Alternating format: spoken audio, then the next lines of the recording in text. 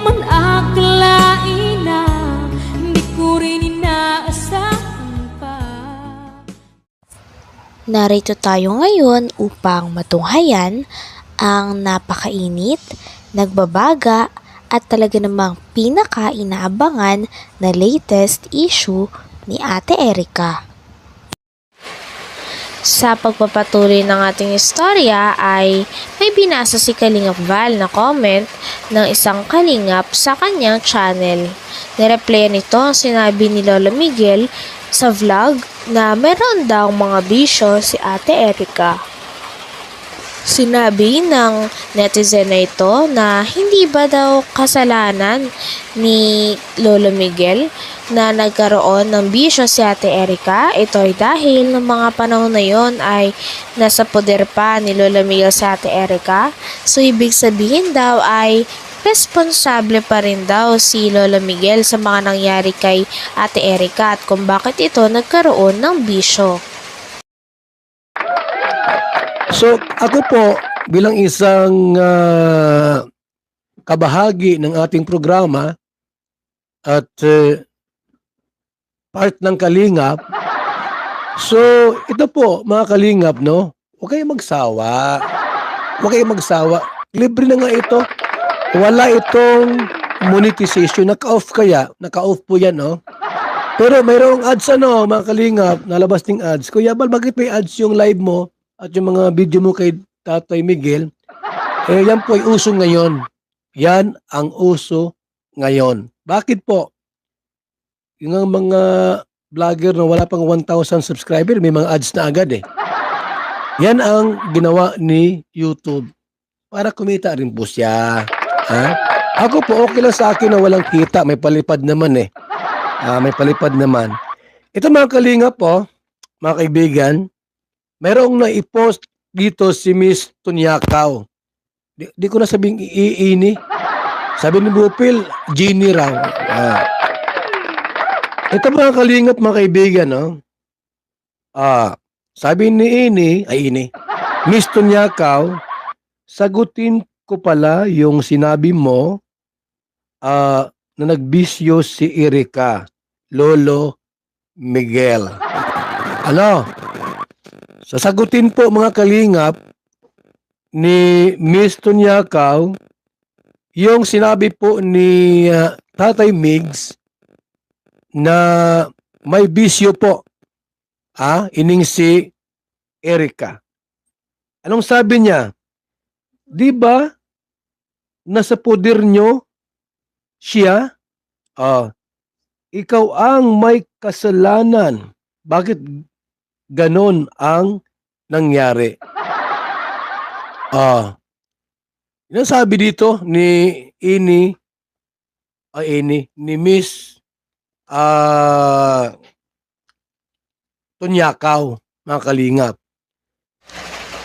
Sabi pa nga sa comment ay si Lolo Miguel daw ang pinaka-responsible sa mga nangyayari sa buhay ni Ate Erica. Ito daw ay dahil si Lolo Miguel ang nagpalaki kay Ate Erica. Kaya kung natututo daw ito na magsugal o ng mga bisyo ay si Lolo Miguel pa rin daw ang punot dulo nito. Dahil si Lolo Miguel daw ang head of the family o ang padre di pamilya. Kaya siya pa rin daw ang malalagot at siya pa rin ang may kasalanan kung bakit natuto ng mga ganitong gawain si Ate Erica. Dapat daw ay sinaway niya si Ate Erica nung nalaman niya na may mga ganitong nangyayari. Ni Miss Tunyakaw, mga Kalingap. Si Tatay Mix daw po ang mas may alam o mayroong kasalanan kung bakit nangyari po ang mga bagay na ito. Na sila po ay nag-aaway-away na. And kung matino kang lolo, sabi po niya, hindi ako sinaway mo kasi nasa puder mo yan. Sana sinaway mo na at nasa puder mo yan. pinabayaan mo sila, ikaw yung matanda at ako nga, sabi niya, ako nga. O sabi niya, ako nga. Mga kapatid ko, napagsasabihan ko naman ng tama. Alam niyo po, ikaw ang head of the family. Yan. But you don't know how to handle your family.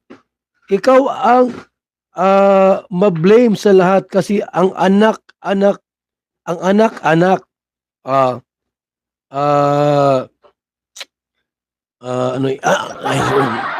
anong sabi mo? Ikaw ma-blame sa lahat kasi kasi nag-anak ka. Nag-anak-anak ka ng marami. Di na kayang buhayin.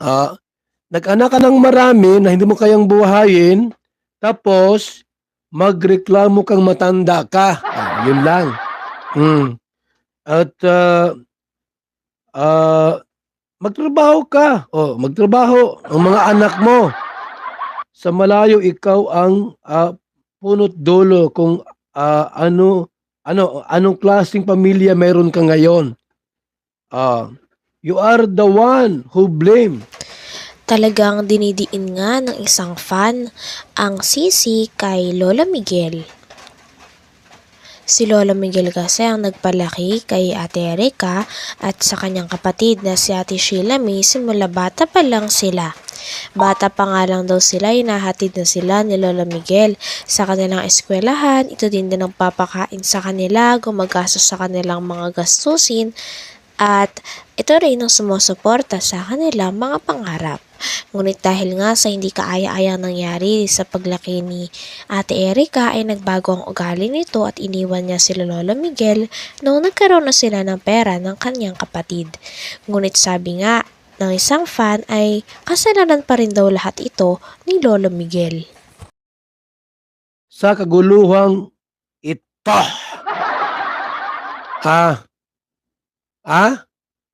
Sinisisi po mga kalingap ni Miss Tonyakaw ining si Tatay Migs.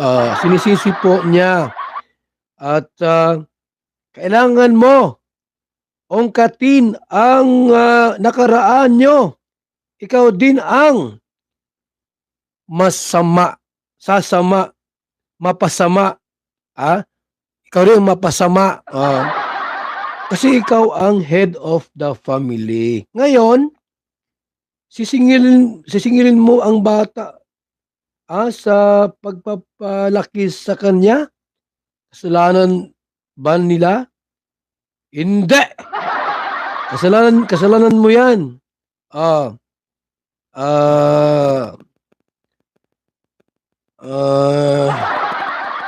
Ang hirap pagbasa ng Tagalog, mga kalingap. Sanay ako sa English ay. Ito po, mga kalingap, ang sabi po ni Miss Tonyakaw, lahat ng nangyari sa pamilya mo, Lolo Megs, ikaw ang mayroong kasalanan. Bakit daw po? Isa po ang head of the family, mga kalingap. Ikaw ang lolo, ang nakakatanda. Ano man mangyari sa pamilya mo, huwag mong i-blame sa iba. Sisihin mo ang sarili mo. May tama po, may tama may tama si Miss Tonyakaw. Sisihin mo ang sarili mo, huwag si Erica at si May. May tama ba? May tama din po kasi nga lumalabas kasi mga kalingap na parabagang ang may kasalanan ay itong mga apo niya at yung anak niya, mga kalingap.